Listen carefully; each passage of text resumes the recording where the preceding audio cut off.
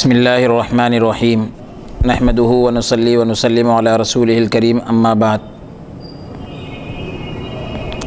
باب العلم انواریہ educational society اور اس کے تحت چلنے والا ادارہ جامعہ انواریہ انٹرنیشنل کے زیر اہتمام مسند امام اعظم ابو حنیفہ رحمۃ اللہ علیہ کا سلسلہ وار درس جاری ہے۔ کتاب النکاح کا آغاز ہم نے گزشتہ نشست میں کیا تھا اور اب اسی کا باقی حصہ ہم آپ حضرات کی خدمت میں پیش کرنے کی سعادت حاصل کر رہے ہیں۔ اس سے پہلے ایک باب ہم نے ذکر کیا تھا جس میں نحوست کے متعلق کچھ باتیں تھیں، تو بتلایا گیا تھا کہ اللہ تعالیٰ اگر نحوست کا وصف اگر کسی چیز میں رکھتا تو وہ 3 چیزیں ہو سکتی تھی، اور وہ عورت اور گھوڑا اور گھر ہیں۔ دنیا اور آخرت میں تکلیف اور پریشانی کا سبب اور ذریعہ صرف یہ 3 چیزیں ہی ہو سکتی تھی، اس لیے ان کو ذکر کر دیا۔ بہرحال حقیقی طور پر کوئی بھی چیز منحوس نہیں ہوتی، اس کی بھی صراحت کر دی گئی۔ اب یہ چیزوں کے اندر نحوست کیا ہو سکتی ہے وہ بتلا دیا گیا۔ اگر وہ چیزوں کو نکال دیا جائے تو حقیقی طور پر ان کے اندر بھی کوئی نحوست نہیں ہے۔ اب اگلا باب ذکر کر رہے ہیں، باب ما جاء فی استئذان بکر و ثیب، کنواری عورت اور شادی شدہ عورت سے نکاح کے وقت اجازت لینے کا بیان۔ اب یہاں پر یہ بہت اہم مسئلہ ہے۔ ایک تو یہ کہ نکاح کے لیے ان سے اجازت لینے کی ضرورت ہے یا نہیں، اور ہے تو کس درجے میں۔ دوسری بات یہ کہ اجازت لینے کا طریقہ کیا ہو، تو اس کا طریقہ یہ ہے کہ والد یا لڑکی کے جو بھی ولی ہو، اشارہ یا کنایہ کے الفاظ، یعنی ایک دم واضح لفظ نہیں بلکہ چھپے ہوئے لفظوں میں اس سے پوچھ کر اس کی رائے معلوم کر لے۔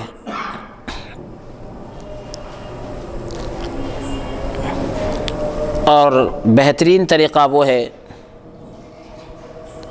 جو حدیث پاک میں بیان کیا گیا کہ حضور صلی اللہ علیہ وسلم نے حضرت علی رضی اللہ عنہ کے پیغام نکاح کے حوالے سے سیدتنا فاطمۃ الزہرا رضی اللہ عنہا سے فرمایا کہ علی آپ کو یاد کر رہے ہیں۔ تو اب اس طریقے سے والد کی شفقت اور اولاد کا حق دونوں کا ایک ہی وقت میں اظہار ہو جاتا ہے۔ اب ایک بات تو یہ اس بارے میں ائمہ کا اختلاف ہے کہ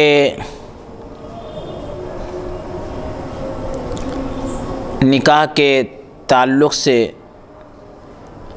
جو اجازت لینے کی بات ہے،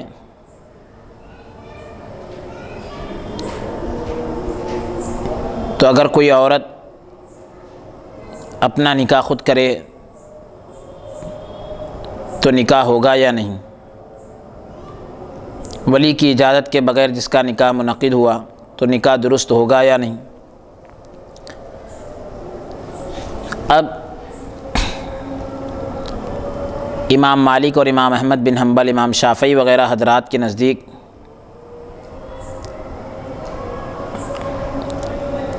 عبارت نساء سے نکاح منعقد نہیں ہوتا، یعنی ولی کی اجازت کے بغیر نکاح ہوتا ہی نہیں۔ اور دلیل ان کی مشہور و روایت ہے، پیارے نبی صلی اللہ علیہ وسلم نے فرمایا لا نکاح الا بولی، ولی کی اجازت کے بغیر نکاح منعقد نہیں ہوتا۔ اور ایک اور روایت ہے کہ جس عورت نے اپنی ولی کی اجازت کے بغیر نکاح کیا اس کا نکاح باطل ہے۔ آپ نے 3 بار یہ بات ارشاد فرمائی۔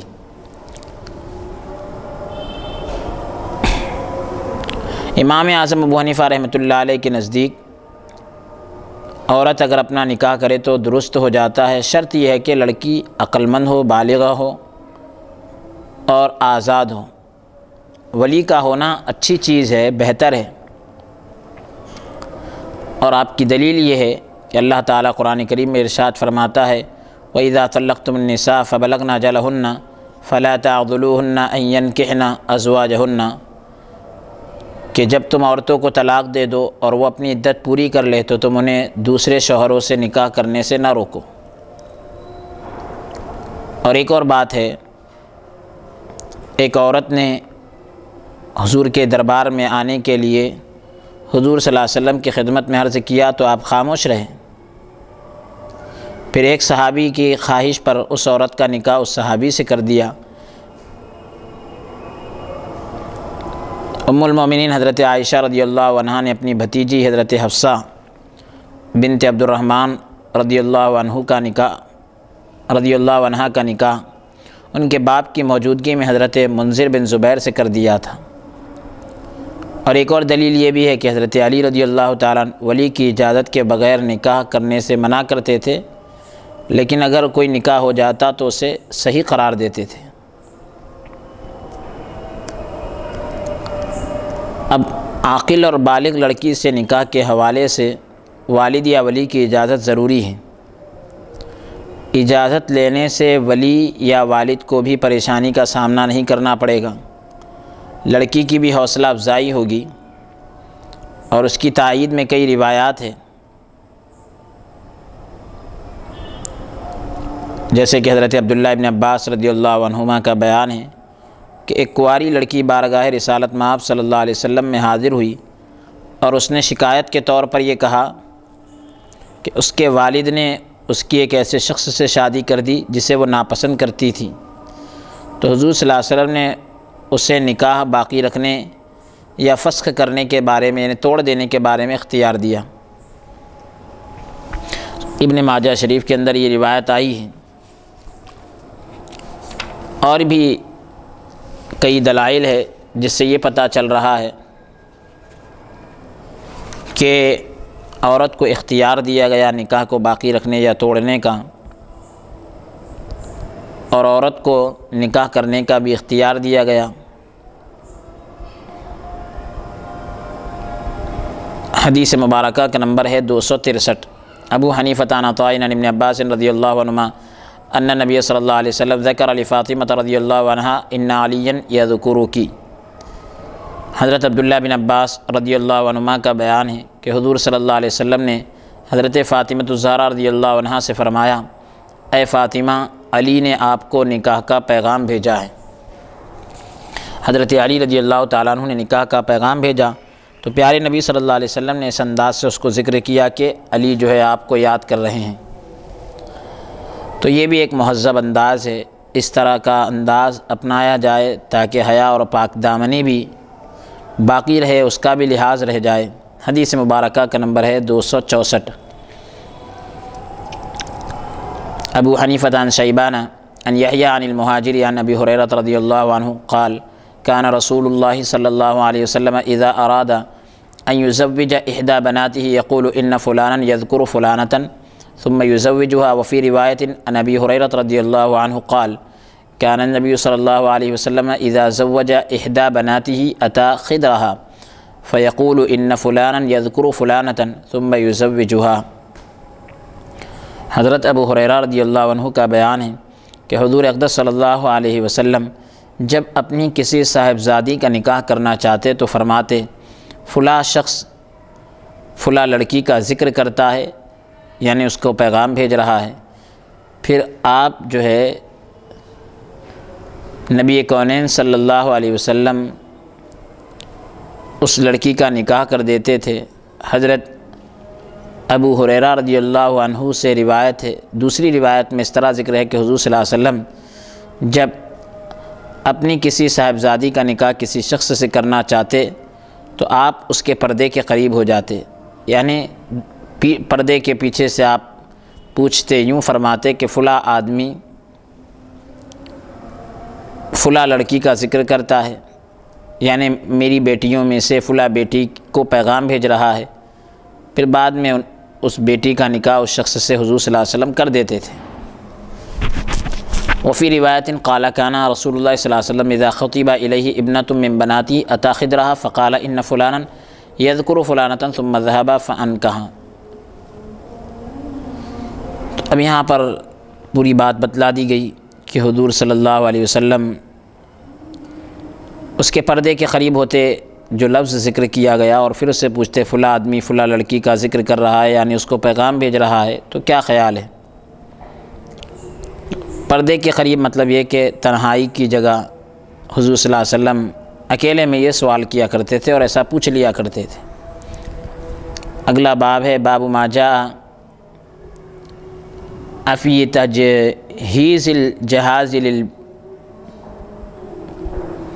الیتیمۃ للبنت الیتیمۃ۔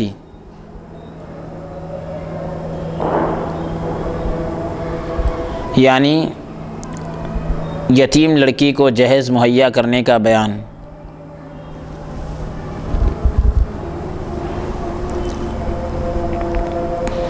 حدیث مبارکہ کا نمبر ہے 265۔ ابو حنیفہ عن محمد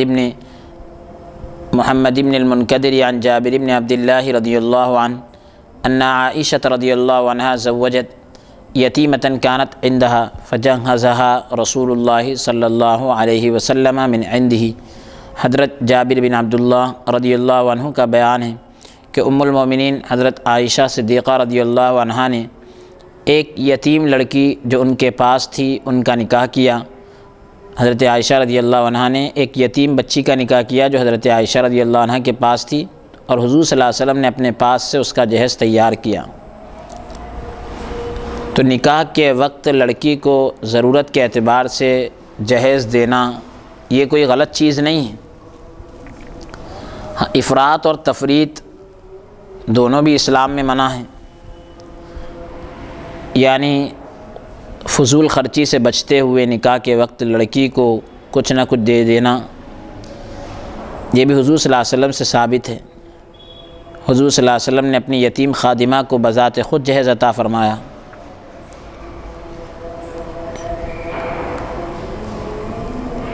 اب کوئی یہ نہ سمجھے کہ جہیز جو ہے یہ ہندوانہ رسم ہے، بلکہ یہ بھی اسلام میں اس کا ثبوت ملتا ہے، لیکن فضول خرچی نہ ہو، ضرورت سے زیادہ کسی پر بوجھ نہ ڈالے، اس چیز کا خاص خیال رکھے، مطالبہ نہ کرے، مانگے نہ۔ البتہ جہیز میں اسراف اور زیادتی سے کام لینا یہ واقعی شریعت کے خلاف ہے، کیونکہ فضول خرچی اور اسراف سے کام لینے والا شیطان کا بھائی ہے۔ اگلا باب ہے باب ما جاء فی استعمال البکر و استئذان الثیب۔ باکرہ کی رضامندی اور ثیبہ کی اجازت کا بیان۔ باکرہ مطلب کنواری عورت، اس کی رضامندی، اور شادی شدہ کی اجازت کا بیان۔ تو یعنی اس سے یہ پتہ چل رہا ہے کہ باکرہ یعنی کنواری عورت ہے تو اس کی رضامندی چلے گی، یعنی وہ خاموش بھی رہی، مسکرا دی، تو اس کا مسکرا دینا، اس کا خاموش ہو جانا، یہ اس کی رضامندی سمجھی جائے گی۔ لیکن جو شادی شدہ عورت ہے اس سے جب اجازت لی جا رہی ہے تو اس کے خاموش رہنے سے کام یعنی نہیں بنے گا، اس کو اجازت نہیں سمجھا جائے گا، بلکہ اس سے وضاحت کے ساتھ اجازت لی جائے گی، اس کے خاموش رہنے کو اجازت نہیں سمجھا جائے گا۔ حدیث مبارکہ کا نمبر ہے 266۔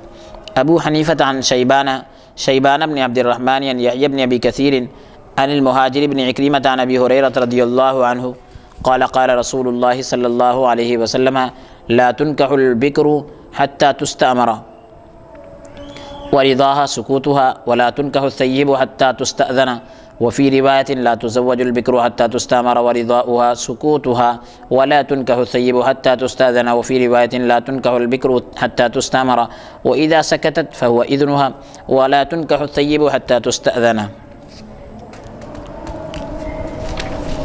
حضرت ابو ہریرہ رضی اللہ عنہ کا بیان ہے کہ حضور اقدس صلی اللہ علیہ وسلم نے فرمایا، کنواری عورت کی رضامندی کے بغیر اس کا نکاح نہ کیا جائے، اور خاموشی اس کی جو ہے وہ رضامندی سمجھی جائے گی، اور شادی شدہ عورت یعنی بیوہ عورت ہے یا شادی شدہ ہے، مطلقہ ہے، تو اس کی اجازت کے بغیر اس کا نکاح نہ کرنا،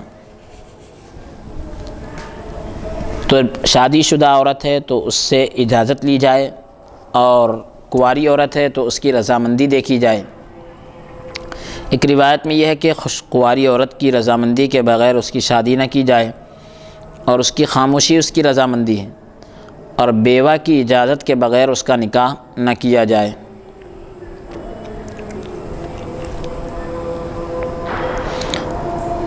اور الگ الگ الفاظ کے اختلاف کے ساتھ اس کو ذکر کیا گیا۔ اگلا باب ہے باب ما جاء فی عدم جواز النکاح بغیر رضا المرأة، یعنی عورت کے ناخوش ہونے اور ناپسند کرنے پر نکاح کے جائز نہ ہونے کا بیان۔ عورت اگر ناراض ہے، ناپسند کر رہی ہے، تو پھر نکاح جائز نہیں ہوگا، اس سلسلے میں باب قائم کیا ہے، اور ایک طویل روایت کو ذکر کیا ہے امام اعظم ابو حنیفہ رحمۃ اللہ علیہ نے۔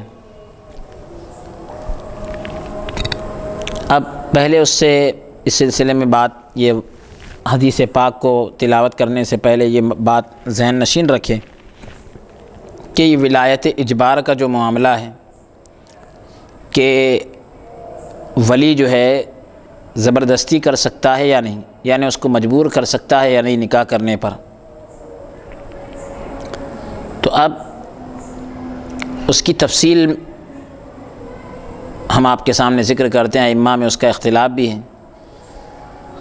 کہ ولی کس صورت میں مجبور کر سکتا ہے شادی کرنے پر۔ امام شافعی رحمۃ اللہ علیہ کے نزدیک ولایت اجبار یعنی ولی کو پورا حق حاصل ہوگا شادی کرنے کا، عورت کے باکرہ اور سیبہ ہونے پر اس کا پورا ڈیپینڈ ہے، دار و مدار ہے۔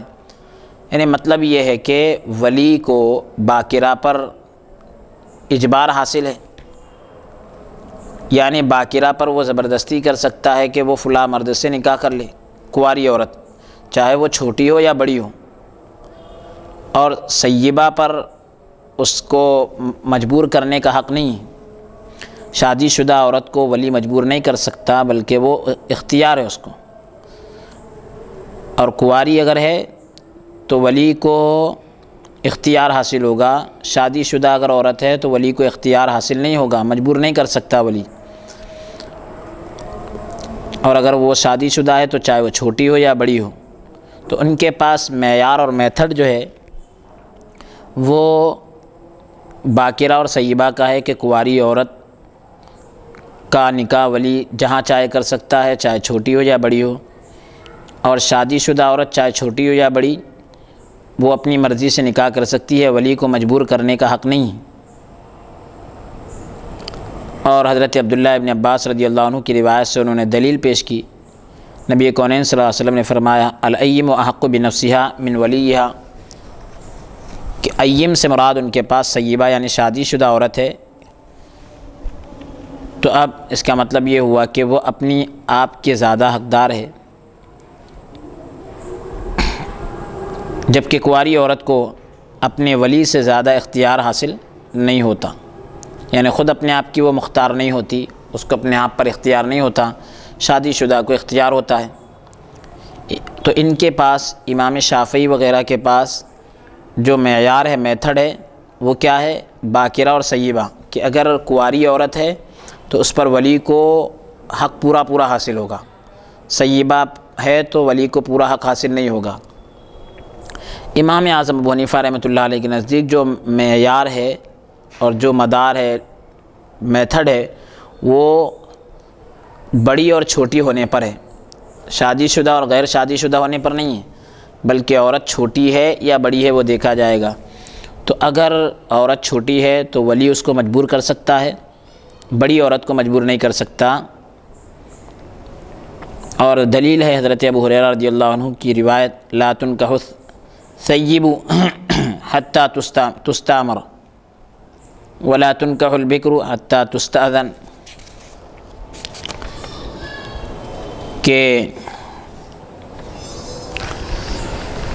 سیبہ کا نکاح یعنی شادی شدہ کا نکاح اس کی رضامندی کے بغیر اور باکرہ کا نکاح اس کی اجازت کے بغیر نہ کیا جائے، اور اس کی خاموشی اس کی اجازت ہے۔ تو اس روایت میں شادی شدہ اور کنواری دونوں کا حکم برابر طور پر بیان ہوا۔ امام اعظم ابو حنیفہ رحمۃ اللہ علیہ یہ فرماتے ہیں کہ سنن ابو داؤد کے اندر ایک روایت آئی کہ ایک لڑکی جو ہے باکرہ تھی، کنواری تھی، حضور صلی اللہ علیہ وسلم کی خدمت میں حاضر ہوئی۔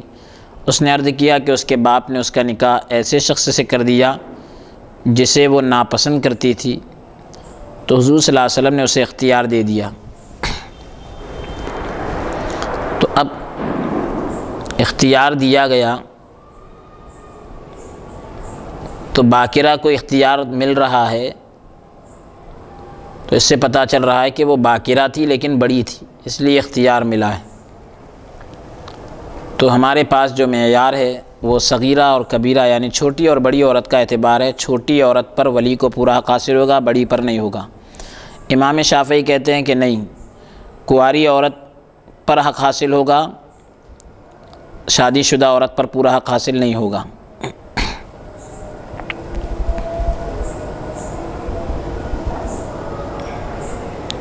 اب اگلا باب ہے باب ما جاء فی امتناع الجمع بین المرأة وعمتها وخالتها، عورت کے ساتھ نکاح میں پھوپھی اور خالہ کو جمع کرنے کی ممانعت کا بیان۔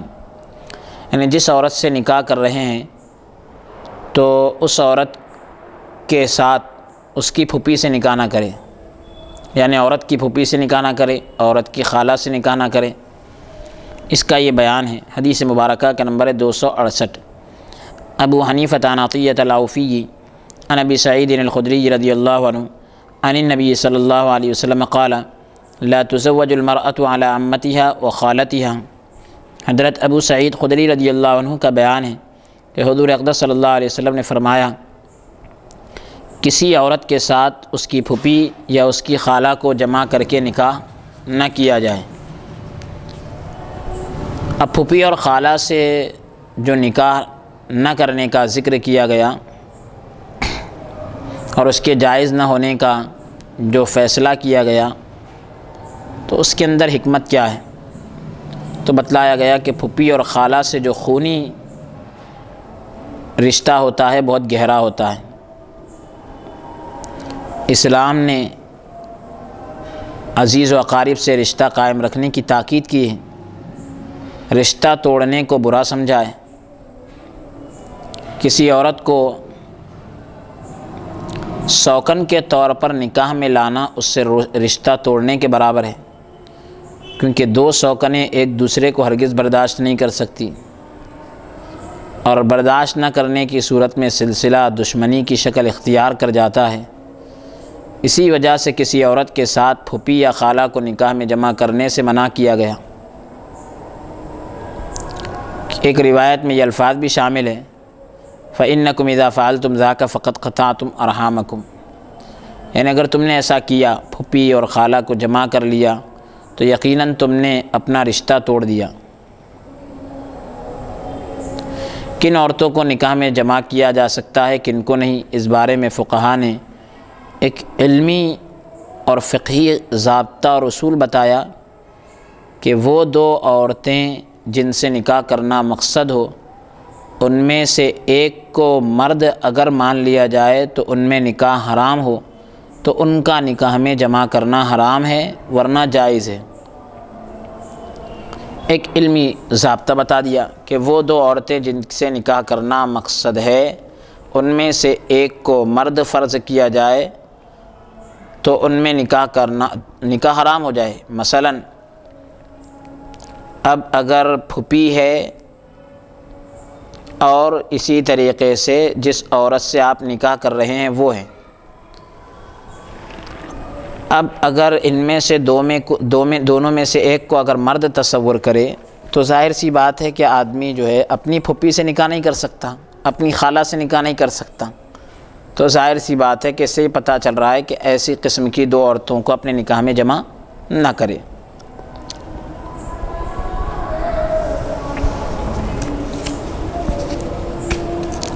اور روایت بھی آپ کے سامنے تلاوت کی جا چکی ہے کہ حضور صلی اللہ علیہ وسلم نے فرمایا کسی عورت کے ساتھ اس کی پھوپھی یا اس کی خالہ کو جمع کر کے نکاح نہ کیا جائے۔ عورتوں کے حرام ہونے کے کئی اسباب ہیں، ان میں سے یہاں چند ذکر کیے جاتے ہیں۔ ایک تو یہ کہ ماں، دوسرا بیٹی، تیسرا بہن، چوتھے پھوپھی، پانچویں خالہ اور چھٹے جو ہے بھتیجی، ساتویں بھانجی ہے۔ اس کے علاوہ دادی، نانی، پردادی وغیرہ، چاہے کتنے اوپر چلے جائے یہ سب حرام ہیں، ماں کے حکم میں داخل ہیں۔ اور اس کے بعد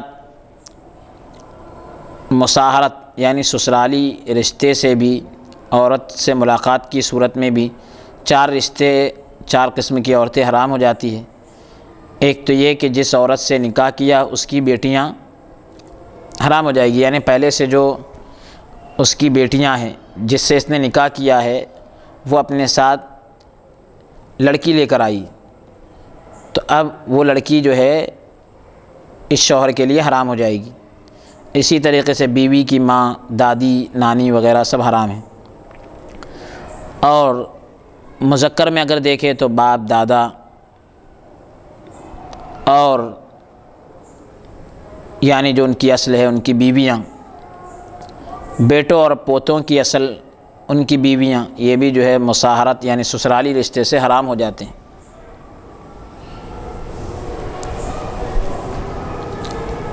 اور ایسی دو عورتوں کو نکاح میں جمع کرنا کہ اگر ان میں سے ایک کو مرد فرض کیا جائے تو نکاح حرام ہوگا۔ مثال کے طور پر دو بہنوں میں سے ایک کو مرد فرض کیا تو بہن بھائی کا رشتہ بن جائے گا، تو دونوں میں کو نکاح میں جمع کرنا حرام ہے۔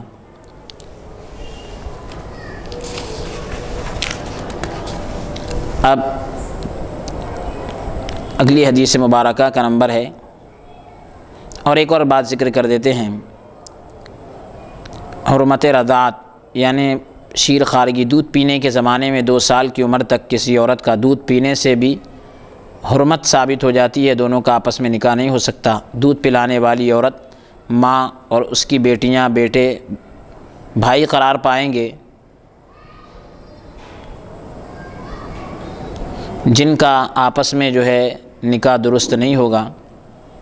حدیث مبارکہ کا نمبر ہے 269۔ ابو حنیفہ عن الشعبی عن جابر بن عبد اللہ و ابی ہریرہ رضی اللہ عنہما قال قال رسول اللہ صلی اللہ علیہ وسلم لا تنکح المرأة على عمتها ولا على خالتها ولا تنکح الكبرى على الصغرى ولا الصغرى على الكبرى۔ حضرت جابر بن عبداللہ اور حضرت ابو ہریرہ رضی اللہ عنہما کا بیان ہے کہ حضور اقدس صلی اللہ علیہ وسلم نے فرمایا، کسی عورت کو اس کی پھوپھی اور خالہ کے ساتھ نکاح میں جمع نہ کیا جائے۔ چھوٹی عورت نکاح میں ہوتے ہوئے بڑی سے نکاح نہ کیا جائے، یعنی اس کی بڑی بہن سے، اور بڑی عورت نکاح میں ہوتے ہوئے اس کی چھوٹی بہن سے نکاح نہ کیا جائے۔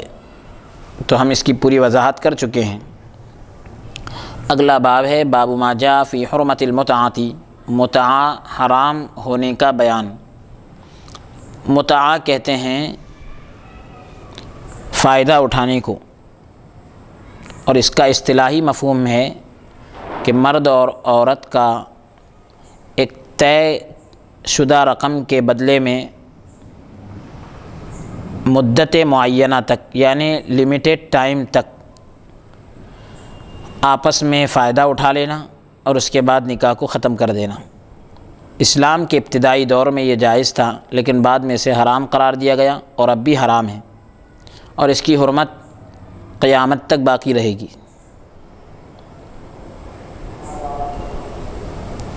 اب متعہ ایک ہے اور ایک نکاح موقت بھی ہے، دونوں میں فرق کیا ہے اس کو واضح کر رہے ہیں بڑے باریک انداز سے، کہ دونوں میں فرق اس طرح کیا جا سکتا ہے کہ متعہ میں جو ہے صرف عوض اور مقررہ یعنی طے کیا ہوا وقت اس کا ذکر ہوتا ہے، جبکہ نکاح موقت کے اندر 2 گواہ اور مہر اور لفظ نکاح کا ذکر ہونے کے علاوہ ساری چیزوں کے گھریلو ضروریات کی تکمیل وغیرہ سب امور طے ہوتے ہیں۔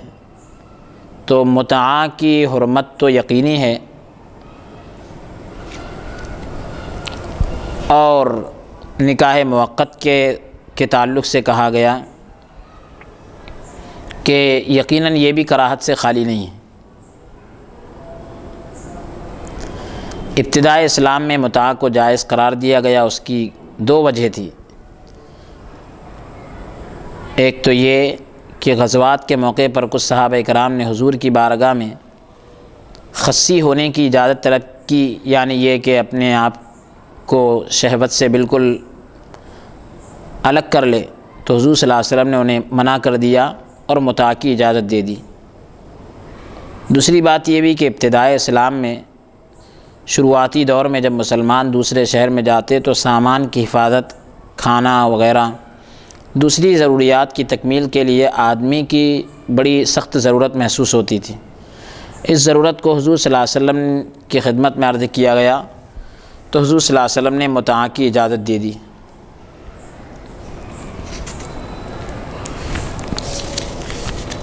حدیث مبارکہ کا نمبر ہے 270۔ ابو حنیفہ عن الزہری عن انس رضی اللہ عنہ ان نبی صلی اللہ علیہ وسلم نہی عن المتعۃ۔ حضرت انس رضی اللہ عنہ کا بیان ہے کہ حضور صلی اللہ علیہ وسلم نے متاع سے منع کیا، یعنی جو متاع نکاح ہوتا ہے اس سے حضور صلی اللہ علیہ وسلم نے منع کیا۔ اگلی حدیث مبارکہ کا نمبر ہے 271۔ ابو حنیفہ عن نافع عن ابن عمر رضی اللہ عنہما قال نہى رسول اللہ صلی اللہ علیہ وسلم یوم خیبر عن المتعۃ۔ حضرت عبداللہ بن عمر رضی اللہ عنہما کا بیان ہے کہ حضور اقدس صلی اللہ علیہ وسلم نے فتح خیبر کے دن متاع سے منع کر دیا۔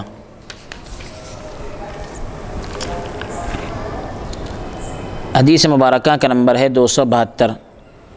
ابو حنیفہ عن محارب عن ابن عمر رضی اللہ عنہما ان رسول اللہ صلی اللہ علیہ وسلم نہى عن متعۃ النساء۔ حضرت عبداللہ بن عمر رضی اللہ عنہما کا بیان ہے کہ حضور اقدس صلی اللہ علیہ وسلم نے عورتوں سے متاع کرنے سے منع کیا۔ حدیث مبارکہ کا نمبر ہے 273۔ ابو حنیفہ عن الزہری عن رجل من آل صبرۃ ان النبی صلی اللہ علیہ وسلم نہى عن متعۃ النساء یوم فتح مکہ وفی روایت عام الفتح۔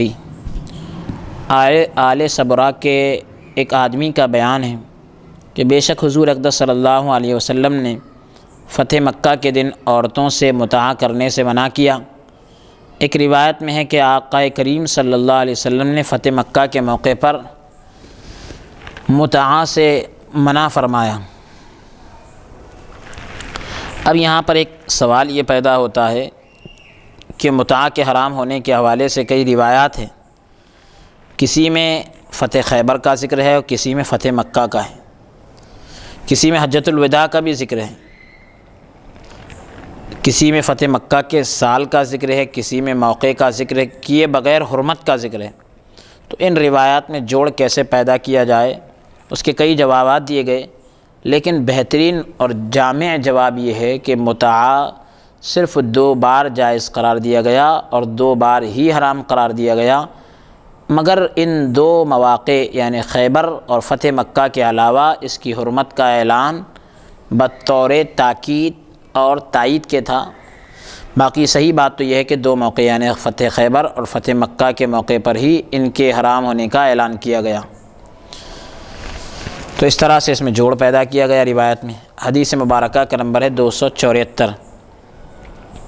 ابو حنیفہ عن یونس بن عبد اللہ عن ابیہ عن ربیع بن صبرۃ الجہنی رضی اللہ عنہ عن ابیہ قال نہى رسول اللہ صلی اللہ علیہ وسلم عن متعۃ النساء یوم فتح مکہ وفی روایت نہى عن المتعۃ عام الحج وفی روایت نہى رسول اللہ صلی اللہ علیہ وسلم عن متعۃ النساء یوم الفتح۔ حضرت ربیع بن صبرہ الجہنی رضی اللہ عنہ اپنے والد گرامی کے حوالے سے بیان کرتے ہیں کہ حضور اقدس صلی اللہ علیہ وسلم نے فتح مکہ کے دن عورتوں سے متاع کرنے سے منع کیا۔ ایک روایت میں ہے کہ آپ نے حجۃ الوداع کے موقع پر متاع سے منع کیا۔ ایک روایت میں کچھ اس طرح ہے کہ حضور اقدس صلی اللہ علیہ وآلہ وسلم نے فتح مکہ کے دن عورتوں سے متاع کرنے سے منع کیا، اور اس روایت کا پورا مفہوم ہم ذکر کر چکے ہیں۔ اگلی حدیث مبارکہ کا نمبر ہے 257۔ ابو حنیفۃ النافع عن ابن عمر رضی اللہ عنہما قال نہا رسول اللہ صلی اللہ علیہ وسلم عام غزوۃ خیبر عن لحوم الحمر الاہلیۃ وعن متعۃ النساء۔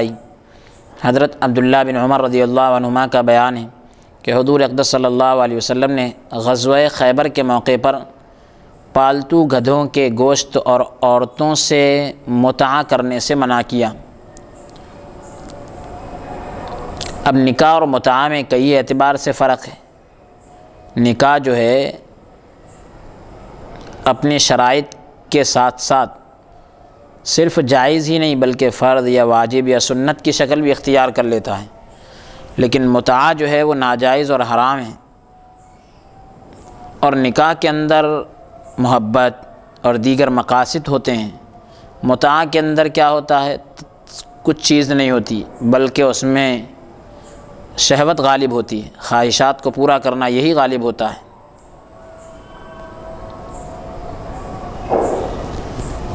اگلا باب ہے باب ما جاء فی العزل، عزل کا بیان۔ تو ہم یہاں یہ واضح کرنا ضروری سمجھتے ہیں کہ عزل کے معنی کیا ہیں۔ عزل کا لغوی معنی ہے الگ کرنا، جدا کرنا، اور اس کے فقہی اور اصطلاحی معنی یہ ہے کہ ہم بستری کے دوران مادہ منویہ کے نکلنے کے وقت شوہر جو ہے اپنا خاص عضو عورت کی شرمگاہ سے باہر نکال لے اور مادہ منویہ کو باہر گرا دے، یہ عزل کا معنی ہے۔ اب عزل کرنا جائز ہے یا نہیں ہے، یعنی عورت کی شرمگاہ کے اندر مادہ منویہ کو خارج کرنا یعنی نکالنا، یہ تو درست ہے، لیکن اگر کوئی آدمی اپنی بیوی کے ساتھ اس طرح ہم بستری کرتے وقت باہر اگر مادہ منویہ کو خارج کر رہا ہے تو اس کا کیا حکم ہے؟ تو امام شافعی رحمۃ اللہ علیہ کے نزدیک آزاد عورت ہو یا باندی ہو، اور باندی جو ہے منکوحہ ہو یا غیر منکوحہ ہو، سب سے بلا امتیاز اور بغیر اجازت کے عزل کرنا جائز ہے، کوئی فرق نہیں ہے، سب سے عزل کر سکتے ہیں، مادہ منویہ کو باہر نکال سکتے ہیں۔ ہاں اگر کثرت اولاد یا رزق کی تنگی کی وجہ سے ایسا کر رہا ہے تو یعنی اس سے ڈر کر یا اس سے بچتے ہوئے کر رہا ہے تو مکروہ ہے۔ اور انہوں نے حضرت جابر رضی اللہ عنہ کی روایت سے دلیل پیش کی، کنّا نعزل والقرآن ینزل، ہم عزل کیا کرتے تھے حالانکہ ابھی قرآن نازل ہو رہا تھا، یعنی مطلب یہ کہ ابھی قرآن کے احکام اتر رہے تھے لیکن عزل کے بارے میں کوئی حرمت والی چیز نہیں آئی، ایسا یہ ان کا مطلب ہے۔ امام اعظم ابو حنیفہ رحمۃ اللہ علیہ، امام مالک رحمۃ اللہ علیہ، یہ حضرات کہتے ہیں کہ آزاد عورت سے اس کی اجازت کے بغیر عزل کرنا مکروہ ہے، باہر مادے کو خارج نہیں کر سکتے۔ اگر باندی ہے اور منکوحہ ہے یعنی اس سے نکاح کیا گیا ہے تو اس کے آقا کی اجازت سے، باندی سے اگر نکاح کیا ہے کسی شخص نے تو باندی کا جو آقا ہے اس کی اجازت سے عزل کرنا درست ہے، اور اپنی اگر باندی ہے اس کے ساتھ اجازت کے بغیر بھی عزل کر سکتا ہے۔ اور ہمارے دلائل یہ ہے کہ عبداللہ ابن مسعود رضی اللہ عنہ کی حدیث پاک ہے، انہوں نے نقل کیا ہے اس کو پیارے آقا علیہ الصلوۃ والسلام کے اس فرمان کو کہ تستامر الحرۃ، کہ آزاد عورت سے اجازت لی جائے گی، اور وتعزل من الامۃ، اور باندی سے جو ہے بلا اجازت، بغیر اجازت کے عزل کیا جائے گا۔ اور جو دلائل انہوں نے دیے ہیں اس کے کئی جوابات دیے گئے۔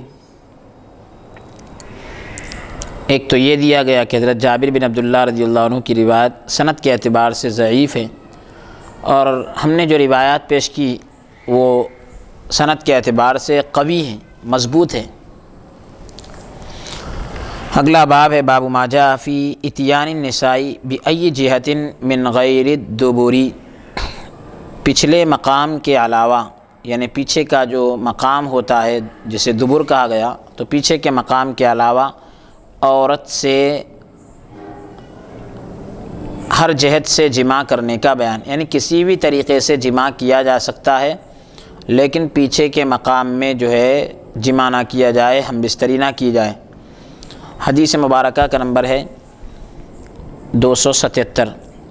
ابو حنیفہ عن ابی الہیثم عن یوسف بن ماہک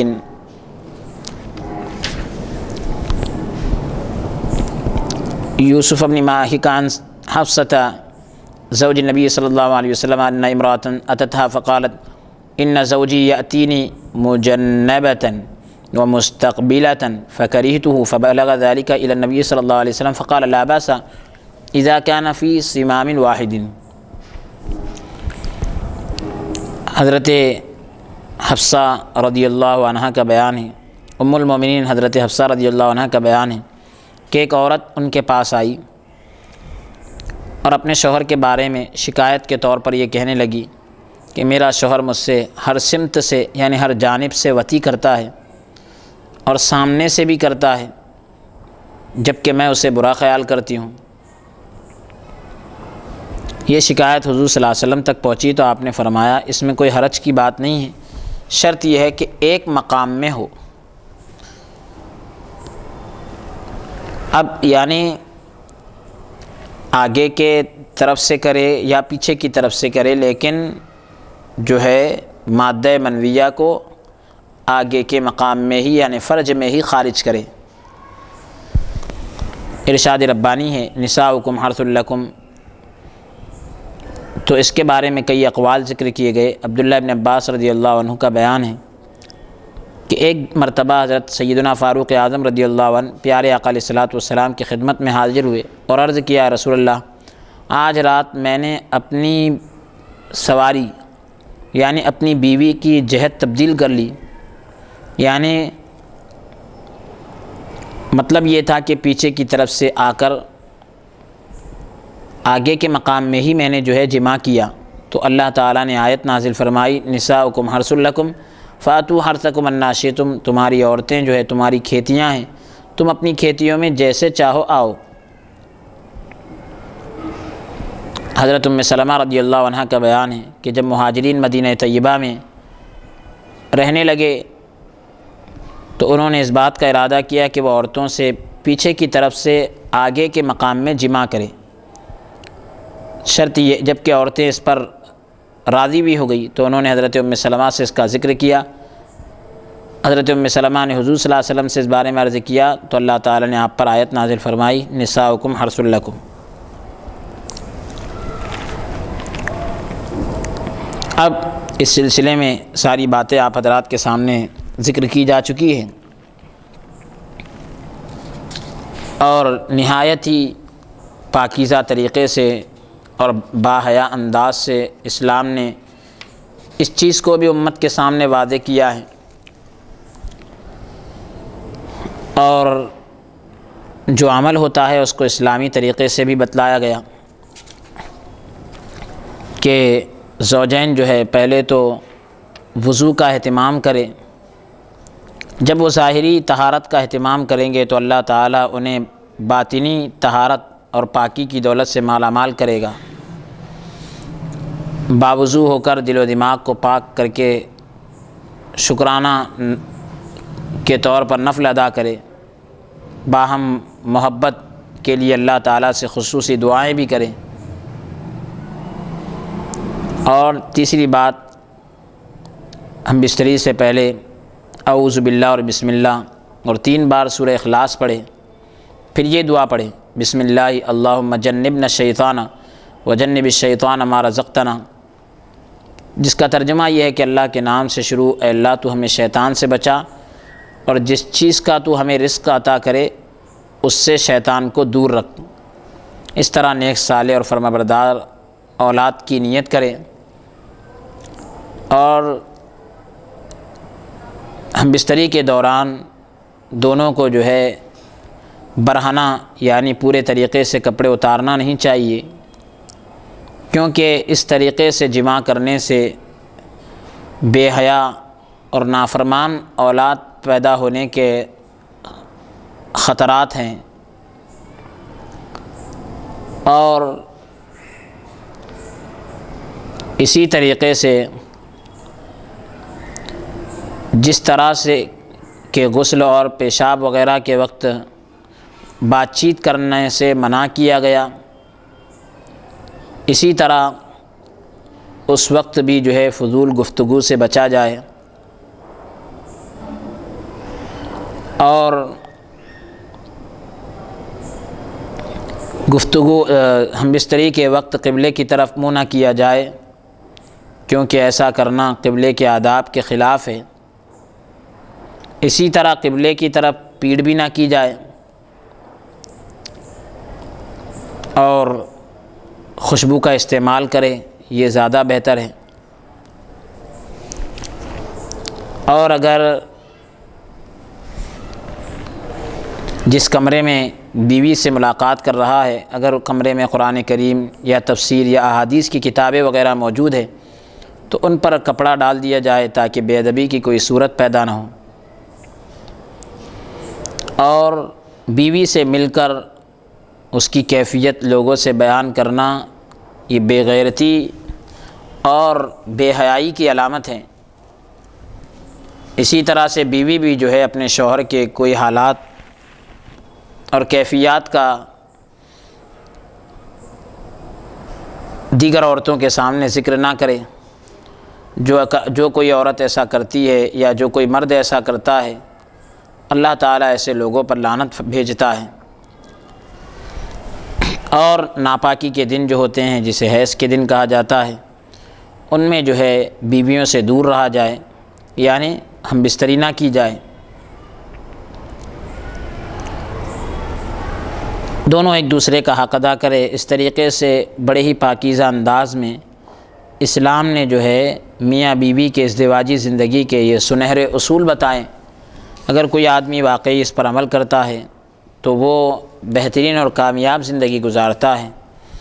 اگلا باب ہے باب ما جاء فی حرمت وطئ المرأة فی دبرہا، عورت کے پیچھے کے مقام میں وطی کرنے کے حرام ہونے کا بیان۔ تو وطی یعنی جماع کرنا، ہم بستری کرنا، قطعی طور پر، یقینی طور پر پیچھے کے مقام میں جو ہے یہ حرام ہے۔ حدیث مبارکہ کا نمبر ہے 278۔ حماد عن ابیہ عن حمید الاعرج عن ابی ذر رضی اللہ عنہ عن النبی صلی اللہ علیہ وسلم قال اتیان النساء نحو المحاشی حرام۔ حضرت ابو ہریرہ رضی اللہ عنہ سے روایت ہے، حضرت ابو ذر غفاری رضی اللہ عنہ کا بیان ہے کہ حضور اقدس صلی اللہ علیہ وسلم نے فرمایا عورتوں کے پیچھے کے مقام میں جماع کرنا یہ حرام ہے۔ اور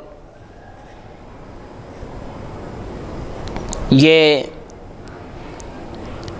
انتہائی ناپسندیدہ عمل ہے، جسمانی اور روحانی ہر اعتبار سے نقصان دہ ہے، اور اس سے حدیث پاک کے اندر سخت طریقے سے منع کیا گیا۔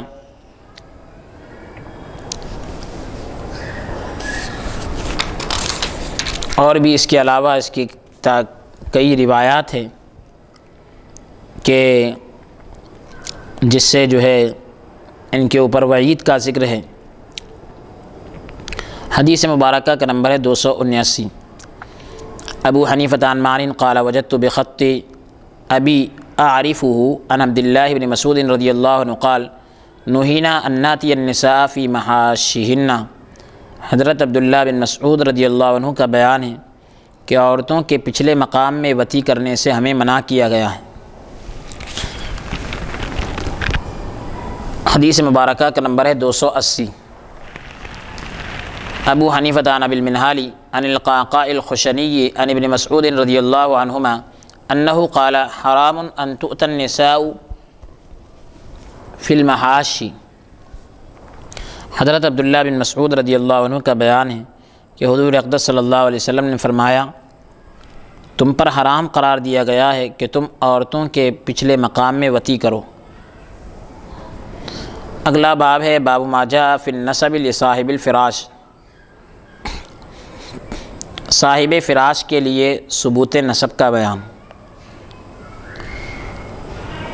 فراش کا اطلاق خواہ بستر پر ہوتا ہے، لیکن اس مقام پر اس سے مراد بیوی یا باندی ہے، اس لیے دونوں جماع کے لیے بستر کی طرح ہوتی ہے۔ صاحب فراش سے مراد خاوند یا آقا مراد ہے۔ تو بچہ جو ہے شوہر کا ہوگا یا آقا کا ہوگا۔ زنا کرنے والے کو بچہ نہیں ملے گا، اور زنا کرنے کی وجہ سے نسب بھی ثابت نہیں ہوتا۔ تو اسی کا ذکر اس باب میں ہے کہ صاحب فراش یعنی شوہر یا آقا کے لیے نسب ثابت ہوگا۔ حدیث مبارکہ کا نمبر ہے 281۔ ابو حنیفہ عن حماد بن ابی سلیم عن ابراہیم عن الاسود عن عمر بن الخطاب رضی اللہ عنہ ان النبی صلی اللہ علیہ وسلم قال الولد للفراش وللعاہر الحجر۔ حضرت فاروق اعظم رضی اللہ عنہ کا بیان ہے کہ حضور اقدس صلی اللہ علیہ وسلم نے فرمایا بچہ صاحب فراش کا ہے یعنی شوہر یا آقا کا ہے، اور زانی کے لیے پتھر ہے، سزا کے طور پر اس کو پتھر مارے جائیں گے، نسب کا ثبوت اس سے نہیں ہوگا۔ اور زمانہ جاہلیت کے اندر کیا تھا کہ باندیوں سے ان کے آقا بھی جمع کرتے تھے، دوسرے لوگ بھی کرتے تھے۔ اور ایک روایت جو نسائی شریف کے اندر بڑی تفصیل سے ہم نے ذکر کی، اس کا واقعہ پورا یہاں اختصار کے ساتھ بہت مختصر طریقے سے ہم بتاتے ہیں کہ حضرت سودا بنت زمعہ رضی اللہ عنہا کے والد زمعہ بن قیس کی ایک باندی بھی ان باندیوں کی طرح تھی کہ جس سے لوگ وطی کرتے تھے، صحبت کرتے تھے، اور زمعہ بن قیس بھی کرتے تھے۔ حضرت سعد بن ابی وقاص رضی اللہ عنہ کا جو بھائی تھا عتبہ بن ابی وقاص، تو عتبہ جن کا خاتمہ یعنی کفر پر جن کی موت ہوئی تھی، تو انہوں نے مرتے وقت اپنے بھائی حضرت سعد بن ابی وقاص رضی اللہ عنہ کو وصیت کی کہ زمعہ کی باندی سے پیدا ہونے والا بچہ میرا ہے، اس کی ذمہ داری قبول کرتے ہوئے اسے میرے نسب سے ملا دینا۔ اب فتح مکہ کے بعد حضرت سعد بن ابی وقاص رضی اللہ عنہ مکہ مکرمہ گئے، بچے کو مانگا، بچہ پیدا ہوا باندی سے، تو بچے کو مانگا کہ یہ میرے بھائی کا ہے، میرے بھائی کا انتقال ہو گیا، میرے بھائی وصیت کر گئے کہ میں لوں گا۔ اعلان کیا کہ یہ میرے بھائی کا بیٹا ہے اور میرا بھتیجا ہے۔ اب دوسری طرف عبد بن زمعہ کھڑے ہوئے، اور یعنی زمعہ کے جو بیٹے تھے وہ کھڑے ہوئے، وہ کہنے لگے یہ بچہ میرے والد کی باندی سے پیدا ہوا ہے، لہذا یہ بچہ میرا ہے۔ اب یہ جھگڑا حضور صلی اللہ علیہ وسلم کی خدمت میں پہنچا، تو نبی کونین صلی اللہ علیہ وسلم نے دونوں کے دلائل سنے، تو عبد بن زمعہ کے حق میں فیصلہ دیتے ہوئے فرمایا کہ بچہ جو ہے صاحب فراش کا ہوتا ہے، زنا کرنے والے کو پتھر ملیں گے یعنی سزا کے طور پر۔ خلاصہ کلام یہ کہ آزاد عورت کے پیٹ سے پیدا ہونے والے بچے کی نسبت شوہر کی طرف، اور باندی کے بطن سے پیدا ہونے والے کے بچے کی نسبت آقا کی طرف کی جائے گی، اور زانی کو کچھ نہیں ملے گا۔ ثبوت نسب کے بارے میں ائمہ کرام کے درمیان اختلاف پایا جاتا ہے۔ حضرت امام شافعی رحمۃ اللہ علیہ کے نزدیک نسب کے ثابت ہونے کے لیے نکاح کے بعد جماع کا یعنی ہم بستری کا ممکن ہونا شرط ہے۔ نکاح کے 6 مہینے بعد پیدا ہونے والا بچہ امکان وطی کے شرط کے ساتھ یعنی وطی صحبت ہم بستری ممکن ہونے کی شرط کے ساتھ اس کے نسب کو شوہر کی طرف منسوب کیا جائے گا، جوڑ دیا جائے گا۔ امام اعظم ابو حنیفہ رحمۃ اللہ علیہ اور امام مالک رحمۃ اللہ علیہ کہتے ہیں کہ نسب کے ثابت ہونے کے لیے نکاح ہونا کافی ہے، جماع کا ممکن ہونا شرط نہیں ہے، لہٰذا نکاح کے 6 مہینے بعد پیدا ہونے والے بچے کی نسبت شوہر کی طرف کی جائے گی۔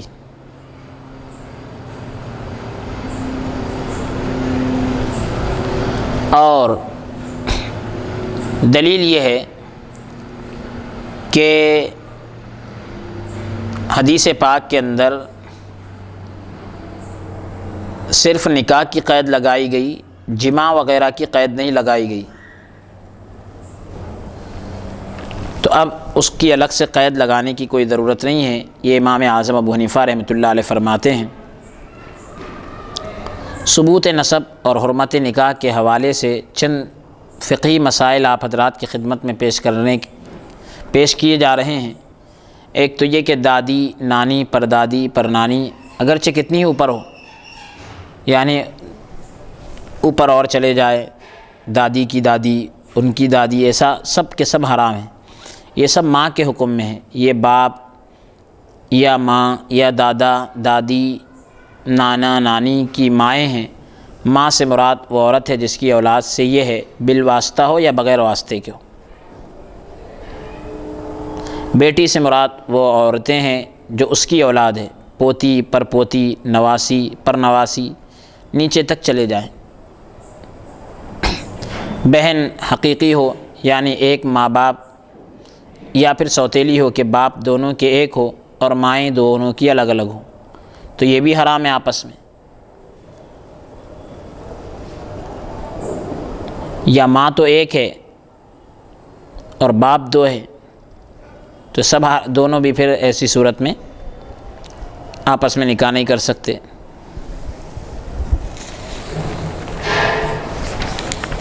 اگلا باب ہے کتاب الاستبراء۔ کتاب النکاح کے بعد ہی اس کو ذکر کر رہے ہیں۔ یعنی استبراء کے معنی ایک تو صفائی کرنے کے آتے ہیں، طہارت اور صفائی حاصل کرنا۔ استنجا کے باب میں بھی اس کو ذکر کیا جاتا ہے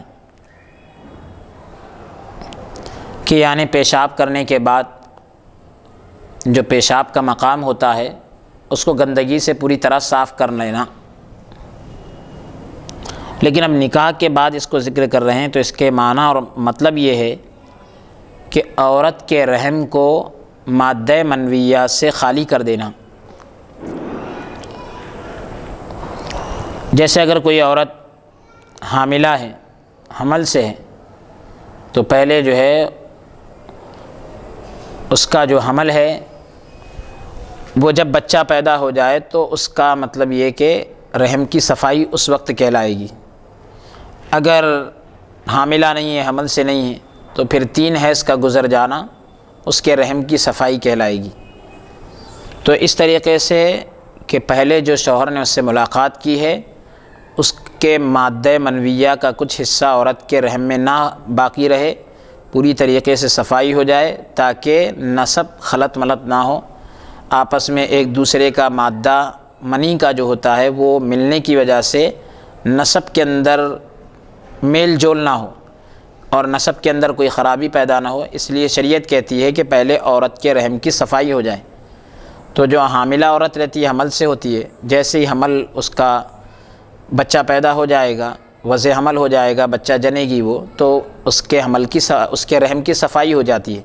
اگرچہ کہ 1 دن ہی بعد بچہ پیدا ہوا ہو تو رحم کی صفائی اس سے یقینی طور پر ہو جاتی ہے۔ تو جس طرح سے کہ پیشاب کرنے کے بعد چند قطرے اگر ابھی پیشاب کی جگہ میں باقی رہ جائے، پھر آدمی استنجا کرے یعنی پانی ڈال لے اور پھر وہ قطرے نکل جائے تو صفائی کرنے کا مطلب نہیں باقی رہتا، پھر سے وہ ناپاک ہو جاتا ہے۔ تو کیا شریعت کہتی ہے کہ نجاست کے مقام کو پہلے صاف کر لو، چاہے کھانس لو، کھنکار لو، کسی بھی طریقے سے تمہارے کو یقین ہو جانا کہ ہاں اب یہ شرمگاہ ہماری نجاست سے خالی ہو چکی ہے اور اب مزید قطرے نکلنے کا ڈر نہیں ہے۔ تو شریعت نے اس کا بھی ایک طریقہ بتایا کہ زمین پر پیر پٹ کے، اگر وہ ایک کسی کا ایسا رہتا ہے کہ کھنکارے اس طریقے سے، تو اس سے بھی جو ہے جو استنجا کے مقام میں جو پیشاب کے قطرے وغیرہ ہوتے ہیں وہ باہر نکل جاتے ہیں۔ تو یہ استنجا کے تعلق سے۔ اسی طریقے سے عورت سے بھی اگر نکاح کر رہا ہے تو پہلے اس کے رحم میں جو گندگی ہے یا کسی اور کا جو مادہ ہے، اگر اسی حالت میں وہ جماع اور ہم بستری کرے گا تو پھر مزید اور خرابی پیدا ہوگی اور خرابی میں اضافہ ہو جائے گا، بڑھ جائے گی خرابی۔ تو اس لیے شریعت کہتی ہے کہ تم پہلے رحم کو صاف کرو، اس کے بعد پھر اس سے ملاقات کرو۔ تو پہلا باب ذکر کر رہے ہیں، باب ما جاء فی الاستبرائی، حاملہ عورت یعنی جو عورت پریگننٹ ہے اس عورت سے استبراء کا بیان کہ یعنی اس کے رحم کو کس طرح صاف کیا جاتا ہے۔ حدیث مبارکہ کا نمبر ہے 282۔ ابو حنیفہ عن نافع عن ابن عمر رضی اللہ عنہما قال نہى النبی صلی اللہ علیہ وسلم ان تؤطأ الحبالا حتى يضعن ما في بطونهن۔ حضرت عبداللہ بن عمر رضی اللہ عنہما کا بیان ہے کہ حضور اقدس صلی اللہ علیہ وسلم نے حاملہ عورتوں سے وطی کرنے سے منع کر دیا، یعنی جو عورت کے پیٹ میں بچہ ہے اس سے وطی نہیں کرنا، ہم بستری نہیں کرنا، یہاں تک کہ وہ اپنے بچوں کو جنم دے دے۔ جو ان کے پیٹ میں جو بچہ ہے اس کو وہ جنم دے دے، وہ بچہ جب باہر آ جائے اس سے پہلے اس سے جماع نہیں کرنا، اس سے صحبت نہیں کرنا، اس سے ہم بستری نہیں کرنا۔ تو اب اس مقام پر جو ہے حاملہ عورتوں سے مراد منکوحہ بیویاں نہیں ہیں، مطلب وہ عورتیں مراد نہیں ہیں جن سے نکاح کیا گیا، بلکہ وہ باندیاں مراد ہے جو غنیمت کے تقسیم کی وجہ سے کسی آدمی کی ملکیت میں آ جائے۔ مال غنیمت تقسیم ہوتا ہے، عورتیں بھی تقسیم ہوتی ہے، کسی آدمی کی ملکیت میں عورتیں آ جائیں، یا پھر خرید رہا ہے، خرید کر جو ہے وہ اپنی ملکیت میں شامل ہو جائے۔ اب اس حکم کی جو صحیح بات صادق آتی ہے تو وہ یہ کیا ہے، غزوہ اوطاس ایک جنگ ہوئی تھی، اس یعنی جو فٹ ہوتی ہے اور اس کا جو حقیقی معنی اور مطلب کیا ہے اس کی وضاحت بتا رہے ہیں کہ یہ بات کس پر فٹ ہو رہی ہے اور یہ بات کا صحیح مطلب کیا ہے۔ تو بتا رہے ہیں کہ اس غزوہ اوطاس کے موقع پر مسلمانوں کے ہاتھ آنے والی باندیاں، مسلمانوں کو جو ملکیت میں آئی تھی باندیاں تھی، اور وہ باندیاں جو ہے مراد ہے۔ اس کے علاوہ اس پر ایک روایت کے الفاظ بھی ہے، لا يحل لامرئ یؤمن باللہ والیوم الآخر ان یسقی ماء زرع غیرہ ایانی اتیان حبالہ۔ ابو داؤد شریف کی یہ روایت ہے کہ جو شخص اللہ تعالیٰ اور قیامت کے دن پر ایمان رکھتا ہے اس کے لیے جائز نہیں ہے کہ وہ اپنے پانی سے غیر کی کھیتی کو سیراب کرے، اپنے پانی سے دوسرے کی کھیتی کو سیراب کرے، یعنی کیا مطلب کہ حاملہ عورتوں سے جماع کرے۔ حاملہ عورتوں سے جماع کرنے سے منع کیا پیارے نبی صلی اللہ علیہ وسلم نے، ہم بستری کرنے سے منع کیا، وہ عورت جس کے پیٹ میں بچہ ہے اس سے صحبت کرنے سے منع کیا۔ کسی کا بچہ یا کسی اور کا؟ یہاں پر مراد تو یہ ہے کہ کسی اور کا بچہ ہے، اب وہ کسی اور سے مطلب حاملہ ہوئی، کسی اور شوہر سے وہ حاملہ ہوئی، اب اس کے بعد اس نے اس عورت کو خرید لیا، اچھا باندی کا مسئلہ، باندی ہے، یا پھر جنگ کے موقع پر وہ عورتیں مسلمانوں کے ہاتھ میں آ گئی اور ان کے پیٹ میں بچے ہیں، تو نبی کونین صلی اللہ علیہ وسلم نے فرمایا کہ اب تم جو ہے اپنے پانی سے دوسرے کی کھیتی کو سیراب کر رہے، یہ ایمان والے کی شان نہیں ہے، یہ ایمان والے کی شان نہیں ہے۔ وہ باندیاں جو تقسیم غنیمت یا خرید اور فروخت کے وجہ سے کسی شخص کے ملکیت میں آ جائے تو انہیں غیر کی کھیتی قرار دیا گیا، غیر کی دوسرے کی کھیتی ہے وہ۔ اگر باندیاں حالت حمل میں ہو تو یعنی بچہ جننے سے پہلے ان سے صحبت کرنا حرام ہے۔ اگر وہ باندیاں حاملہ نہیں ہیں تو جب تک انہیں ایک حیض آ جائے تو ان سے جماع نہیں کرنا چاہیے، ایک حیض نہ آ جائے اس وقت تک ان سے جماع نہیں کرنا چاہیے۔ یہاں پر ایک حیض کا ذکر ہے، لیکن زیادہ صحیح بات یہ ہے کہ ان کی عدت جو ہے 2 حیض ہے، اور دیگر جو عورتیں ہوتی ہیں آزاد ان کی عدت کتنی ہے؟ 3 حیض۔ اس لیے کہ اس احتیاط کے بغیر وطی کرنا ایسا ہے جیسے بوئی ہوئی کھیتی میں دوبارہ بیج ڈالنا۔ کسی کھیتی میں دوبارہ بیج ڈالنے سے اچھے نتیجے سامنے نہیں آتے دونوں بیجوں میں سے ایک بیج جو ہے غالب اور دوسرا بیج مغلوب ہو جائے گا یا دونوں بیکار ہو جائیں گے۔ ایک بیج کام کرے گا، دونوں تو نہیں کریں گے، تو یا تو دونوں میں سے ایک بیکار جائے گا یا دونوں بھی بیکار چلے جائیں گے۔ لہٰذا کوئی بھی جو شخص ہے کسی بھی عورت سے اس طرح صحبت نہ کرے کہ یعنی جو شریعت نے ضابطہ اور اصول بتایا کہ اگر وہ حمل سے ہے تو بچہ جننے کا انتظار کرے، اور اگر حمل سے نہیں ہے تو پھر حیض کا انتظار کرے، حیض آنے کے بعد پھر وہ جب پاک ہو جائے، باندھی ہے تو ایک حیض 2 حیض کا ذکر ہے، آزاد عورت ہے تو 3 حیض کا ذکر ہے، اور اس کے بعد پھر اس سے صحبت کرے، ہم بستری کرے۔ یہ پورے ضابطے اور اصول بتائے گئے، اور بڑے ہی پاکیزگی کے ساتھ نہایت ہی مہذب انداز میں اسلام نے ان چیزوں سے پردہ اٹھایا ہے اور امت کے سامنے ان کو واضح کیا ہے، لوگوں کو باخبر کیا ہے۔ اللہ عز و جل سے ہم درخواست اور دعا کرتے ہیں کہ پروردگار عالم اپنے حبیب پاک صاحب الاولاق جناب محمد رسول اللہ صلی اللہ علیہ وسلم کے صدقہ و طفیل سے رب تبارک و تعالی ہمیں حدیث پاک کی صحیح سمجھ عطا فرمائے، اور اللہ رب العزت ہمیں کہی سنی باتوں پر اور اسلام کے تمام تعلیمات پر عمل کرنے کی توفیق عطا فرمائے۔ کہنے سننے میں اگر کوئی لغزش اور کوتاہی ہوئی ہو، اللہ رب العزت اپنے حبیب پاک صلی اللہ علیہ وسلم کے صدقے میں معاف عطا فرمائے، اور رب تبارک و تعالی جو حضرات اس کا اہتمام کرا رہے ہیں، ان احادیث مبارکہ کی ریکارڈنگ کرا رہے ہیں اور امت تک پہنچانے کا ایک انہوں نے بیڑا اٹھایا ہے اور ایک کام اپنے ذمے لیا ہے، اللہ عز و جل ان کی کوششوں کو قبول فرمائے، اور اللہ رب العزت انہیں دنیا اور آخرت کی تمام بھلائیوں سے مالا مال فرمائے، تمام شرور و فتن سے ان کی حفاظت فرمائے۔ اللہ رب العزت ان کے کام کو اپنی بارگاہ میں مولا تبارک و تعالی تو اپنے حبیب پاک صلی اللہ علیہ وسلم کے صدقے میں قبول فرما، اور اس کام کو ہمارے لیے سب کے لیے ذریعہ نجات بنا، آمین۔ مالک و مولا ہم سب کو بھی اپنے حبیب پاک صلی اللہ علیہ وسلم کے صدقے میں شفائے کاملہ عاجلہ دائمہ نصیب فرما، امت مسلمہ کے تمام بیماروں کو شفا عطا فرما، آمین۔ وصلی اللہ تعالی وسلم علی خیر خلق و نور عرشی سیدنا و نبینا محمد و علی آلہ و صحبہ اجمعین برحمتک یا ارحم الراحمین والحمد للہ رب العالمین۔